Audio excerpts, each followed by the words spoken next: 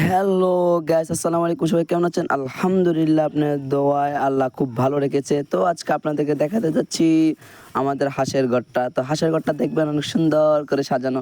তো আজকে আমি সকালবেলা ঘুম থেকে উঠেই মতো হাঁসগুলোকে অনেকক্ষণ ধরে বন্ধ ছিল, এই জন্য হাঁসের খোয়ারটা একটু খুলে দিয়েছি।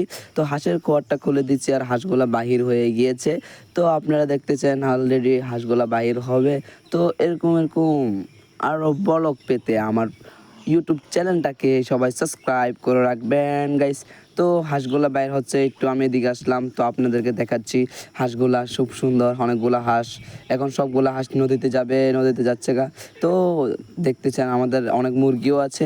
তো গাইস, এখন আপনাদেরকে কি দেখাবো, হাঁসের ডিম। আজকে হাঁসে আমাদের কয়টা ডিম পেড়েছে, কয়টা আন্ডা পেড়েছে সেটা দেখবেন গাইস। আন্ডাগুলা এখন আপনাদের আমি খোয়ারে ঢুকে গেলাম, আগে খানার ইয়াটা টান দিলাম। তো দেখতেছেন আমাদের সেই খোয়ারের ভিতরে কতগুলো আন্ডা আছে, অনেকগুলা। আজকে আন্ডা মারতে পারছে 5টা, এদিকে মনে আরও আছে 9।